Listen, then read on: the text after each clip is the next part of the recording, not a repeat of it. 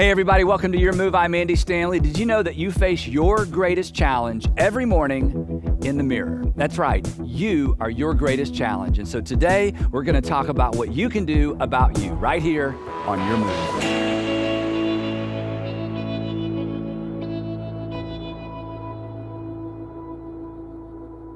So I want to begin by telling you something that's super discouraging to me personally, that I have participated in every bad decision that I have ever made. I was there for all of them. All the bad financial decisions, all the bad parenting decisions, all the bad marriage decisions, not who I married, but once I got married, the decisions I made within the context, I got to be careful with that, within the context of our marriage. Professional decisions, every bad decision I've ever made, I was there for all of them. I'm the one who talked myself out of exercising. I'm the one who talked myself into dessert. To take this a step further, I am oftentimes a sucker for, you might also like, and customers who purchased also purchased, right? And it's embarrassing.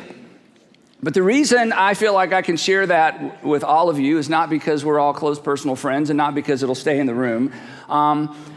It's because you have participated in every bad decision you have ever made as well. In fact, here's just the strangest thing. You were the mastermind. I mean, I don't know how you figured it out. I don't know how long it took. You were the mastermind behind your greatest regrets. And so the truth is for all of us, and that's what we're going to talk about for the next few minutes, that all of us, every single one of us, face our greatest challenge every morning in the mirror. My greatest challenge isn't you. My greatest challenge isn't my kids. My greatest challenge isn't my profession. My greatest challenge isn't money. My greatest challenge isn't even my health. My greatest challenge every single morning, your greatest challenge is the person in the mirror. The truth is, and I don't know you, but I know this about you, you are difficult to lead. And you should know this because you attempt it every single day. So for the next few minutes, I thought, in light of where we are as a nation, we should talk about leading the American in the mirror. Now, granted, our favorite national pastime, and I get this, and I'm part of this as well, so I'm not pointing fingers. Our most favorite national pastime is criticizing the national leadership of the other party, right? I mean, isn't that our national pastime? It used to be baseball, but now it's just criticizing national leadership, not of our party, of the other party. But again, speaking for myself, but I think I speak for most of us, I have done more, if I'm honest. I've done more to undermine my own success and progress than any political candidate elected to office ever.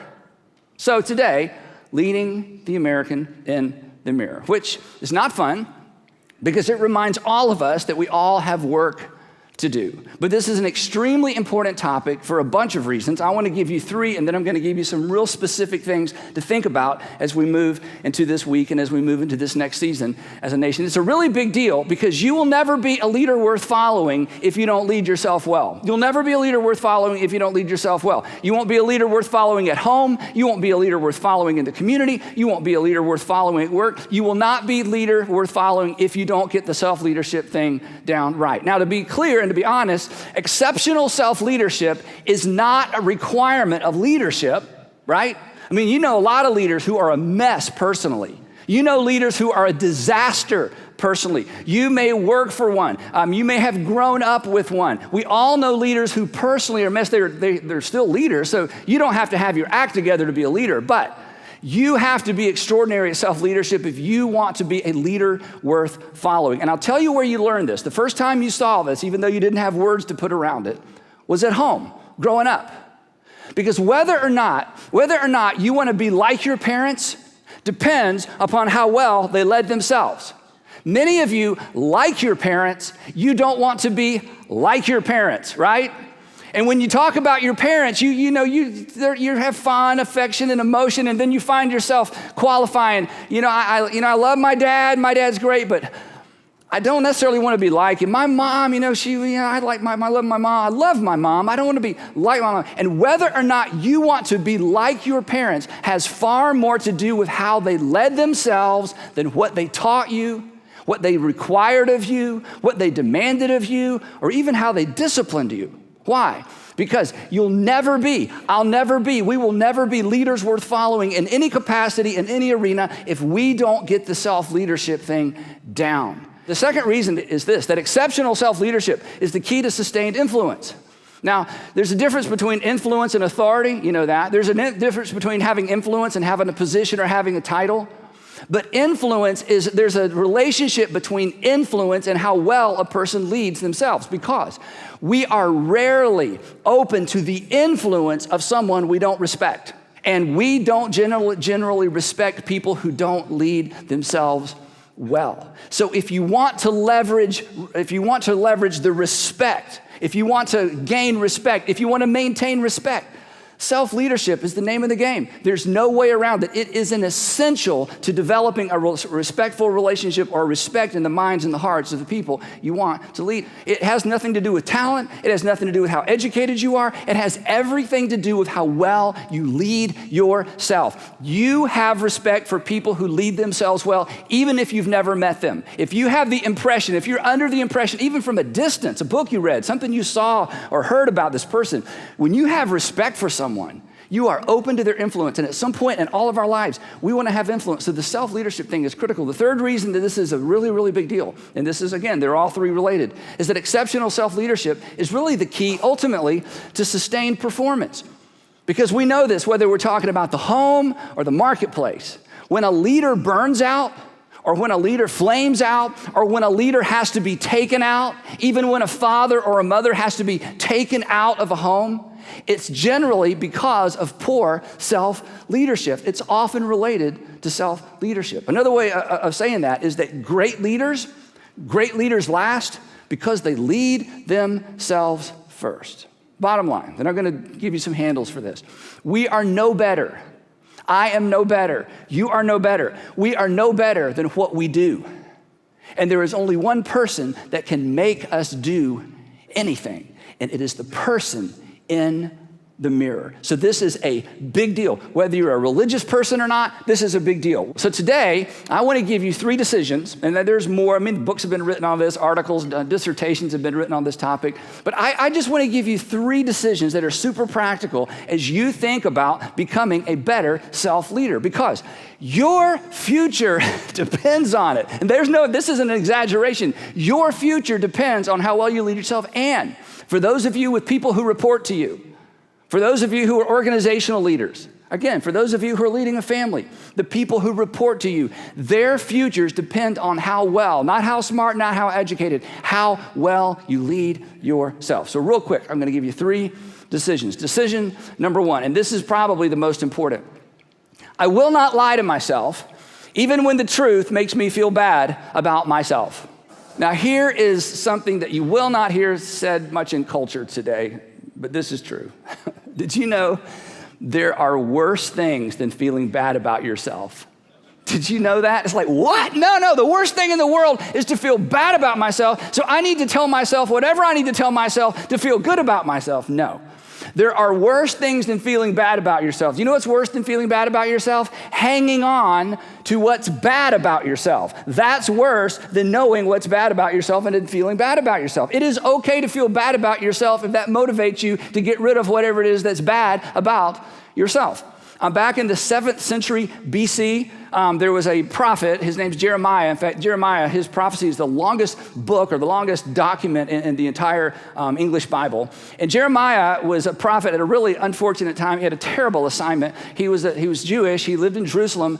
And God had warned the nation of Israel over and over and over, if you abandon my ways, if you abandon my commandments, if you worship other gods, I'm just going to have to put you in timeout. That's what God said. He said, I'm going to send the Babylonians. We're going to take all the leaders. We're going to send all the leaders to somewhere else, timeout. We're going to leave all the farmers, because King Nebuchadnezzar was smart. He wanted the ground tilled. He wanted crops. But he's going to take all the leaders and put them somewhere else. And so God kept warning, if you don't obey me, I can't just sit back and do nothing. I'm your father. Good fathers don't sit back and let the kids run wild. They discipline their children. So the prophet Isaiah went to the king and to the leaders and said, okay, it's game over, okay? It's too late. The Babylonians are coming. Nebuchadnezzar's going to be outside the wall. walls, and imagine if this is your assignment to say to the king, and you need to surrender the city. There's no point in fighting. There's no point in defending yourself. It's too late. Open the gates. Fewer people will die, less bloodshed. Just let them in. Well, you can imagine how this went over. So they took Jeremiah and they put him in a dry well. Well, it wasn't exactly dry because they're never dry. So he's knee deep in mud, and it's kind of a funny story. And he keeps prophesying anyway. Imagine that. You're walking along, and all of a sudden you hear this voice coming out of the ground. Repent, repent. You know, you're just like, where's that coming? So he kept prophesying from the well. Well, as part of this prophecy, Jeremiah makes this, he says the Lord told him to prophesy and made this amazing statement that just falls right in the center of this conversation. And he makes a statement that we all know is true. And for those of you who don't read the Bible, but have one, this has been sitting around in your house. You should read it. Here's what he said. He said, the Lord told me to tell everybody, the heart is deceitful above all things. Your heart, my heart, is deceitful above all things. I mean, how many things are there? A lot of things. Which one's the most deceitful? Jeremiah says, well, God says your heart is the most deceitful. And it's beyond cure. There's no hope. There's no hope. It's game over. There's no hope. Who can understand it? And the answer to the question, who can understand it? The answer is no one. And you don't even understand your own heart. I don't understand my own heart at times, right? This is why we say, I don't know why I did that. Jeremiah would say, I know. I don't know why I bought that. Jeremiah says, I know. I don't know why I called her back. Jeremiah and all your friends say, I know. I don't know why I said yes to that. I don't know why I said yes to that again. I don't know why I said yes to that for the third. What's wrong with me? Jeremiah says, I'll tell you what's wrong. It's on the inside of you. Your heart is deceitful. The easiest person in the world for you to deceive, the easiest person in the world for me to deceive is the person in the mirror. Nobody does a better job selling you on bad ideas than you. You are a sucker for you. As soon as you see something you want, you start selling yourself. The best thing the salesperson can do is just shut up and just let you sell yourself. Nobody's more effective at selling you on stuff than you are. So effective self-leadership requires brutal, this is why we don't do it, brutal honesty with ourselves. And here's why. You can't lead yourself as long as you're lying to yourself. Have you ever tried to lead a liar? If you're in marketplace, if you lead a team at work, do you know what you do with a liar? You fire a liar. You fire a liar. You can't work with a liar. And so I think this is what Jeremiah would suggest. It's certainly what I think you would suggest to me if you were up here talking to me, so I'm going to suggest it to you. You need to fire the liar in you. And you need to hire someone who will tell you the truth. The difficult truth. From now on, I will not lie to myself. From now on, I will tell myself the truth. That's the beginning. That's the beginning of good self-leadership. Now here's one more little handle, and we're going to go on to number 2. And we've talked about this before.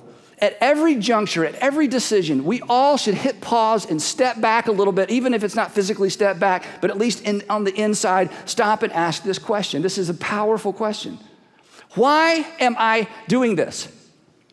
Why am I doing this? I mean, it's true. We do things without asking, why are we doing this? And on the other side of the decision, we ask another version of the same question. What do we ask? Why did I do that? So why not ask a better version of the question on the front side of the decision? Not, why did I do that? Now it's too late. Why did I go there? Why did I wear that? Why did I buy that? Why did I release that? Why did I rent that? Why don't we on the front end ask before we make the decision? Why am I doing this? And then here's the thing that punctuates it. Here's the thing that brings a little emotion to the question. Why am I doing this? Really? Why am I buying this? Really? Why am I saying this? Really? Why is it so important to me that he knows that she knows? Really? Why am I eating this? Really? Why am I postponing this? Really? Why am I avoiding her? Really? Why am I going there? Really? Why am I wearing that? Really? Why? Really?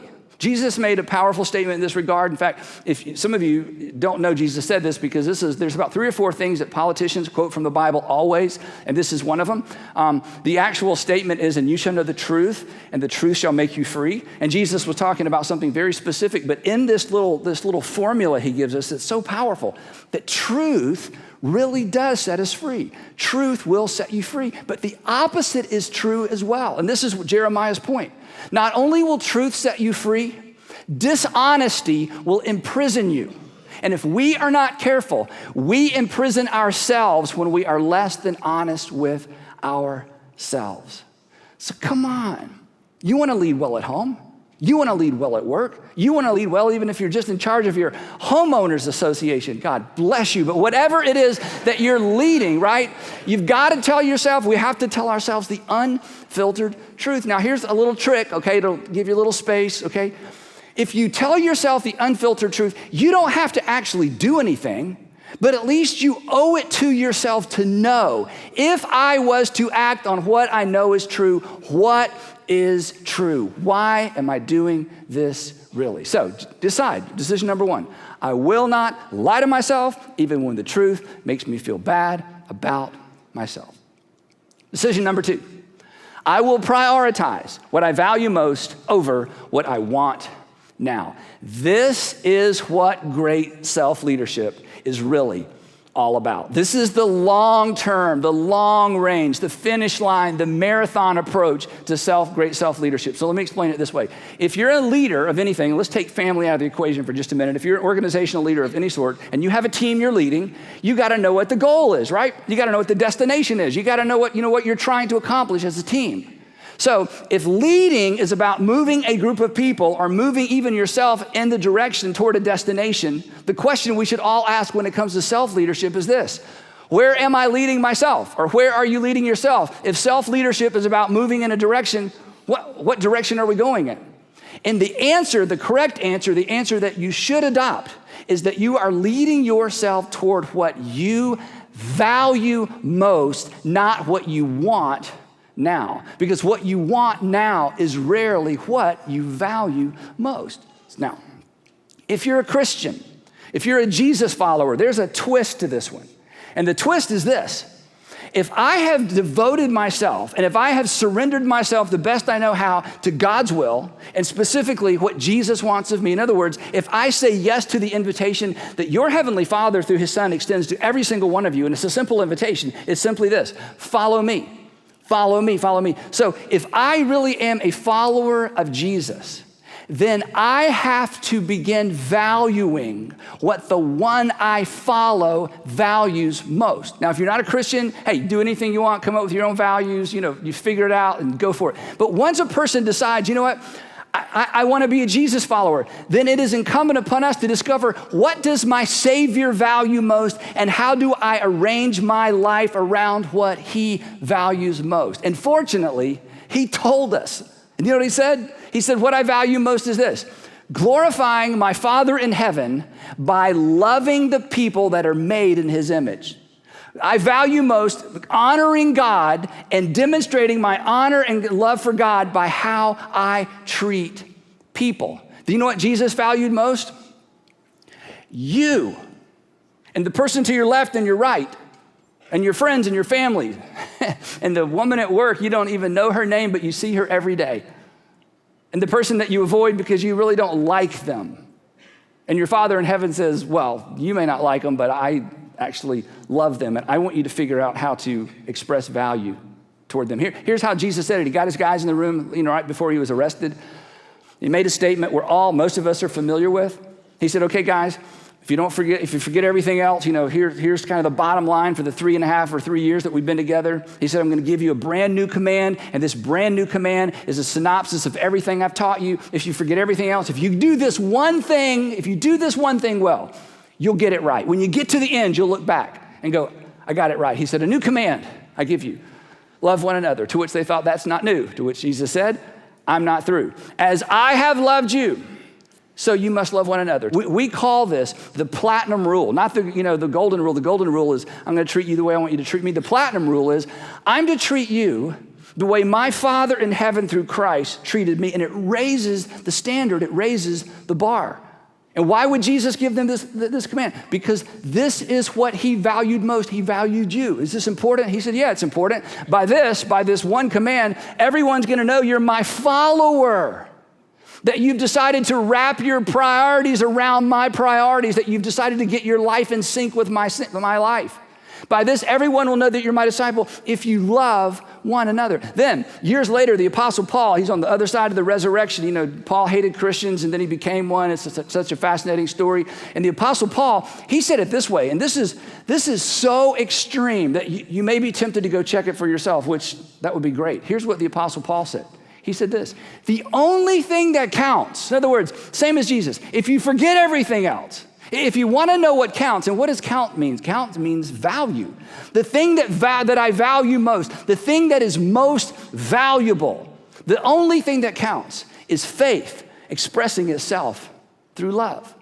Confidence in God, that's what faith is. Confidence that God is who God says he is and will do what he promised to do. Confidence in God and love for other people. That's where Jesus followers go. That's what they're leading toward in terms of their personal self-leadership, and that's where the people who follow them end up as well. Now, when you hear that, and I understand this, you hear something like that and you go, that's so soft. You don't understand my job.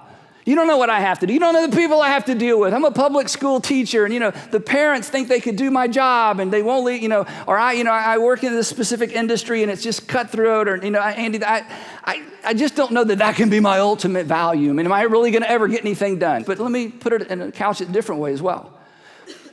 Would you be happy with your life if at the end of your life you had lived your life with faith and love at the center of your life?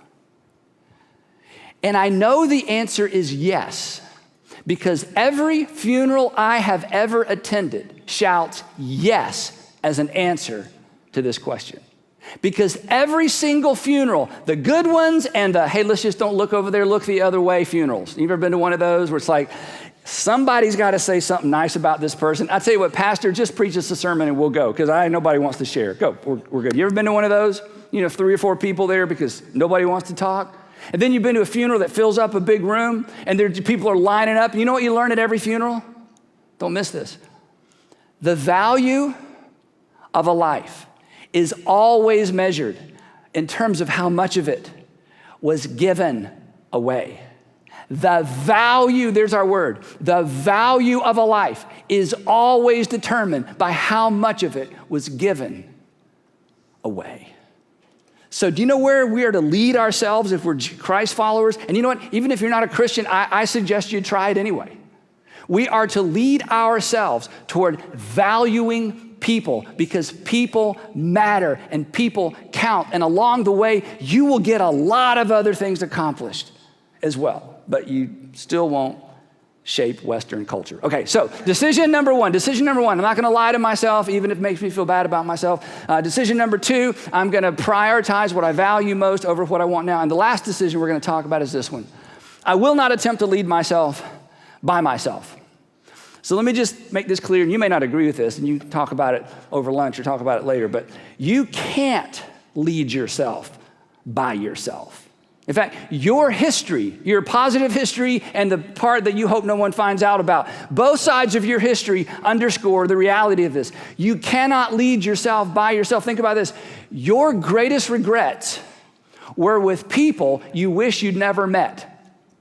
I mean, it's worse than that. Your greatest regrets involved friends that now you wish you never met. You weren't with enemies. You weren't with people who were against you. Your greatest regrets were with people that you liked and they liked you. And do you know what you shared? You shared common interest, but you may not have shared common values. So consequently, what he or she wanted now and what you wanted now ended up being a regret, but you were with people you like. Why? Because we all do life with people.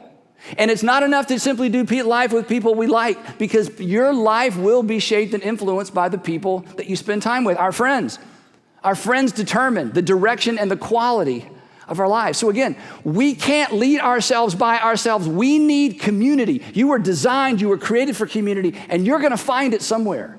But you don't simply need to be in a community with people who share your common interest. Oh, we like the same music, we like the same restaurants, we like the same concerts, we like to vacation in the same place. Great. You need to be surrounded with, you need to be in community with people who share your values, people who are moving in the same direction, people who will tell you the unfiltered truth because they value you. You can't lead yourself well by yourself. Now, the downside to this, you can't lead yourself by yourself, is this. You may lose a friend or two once you decide, I'm going to get this right. Because value most is threatening to folks who are living for want now.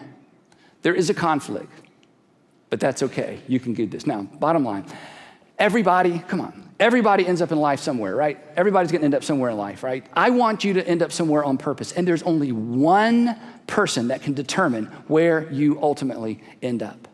And it's not the person in the White House, and it's not the person in the House of Representatives, and it's not even the person at the schoolhouse.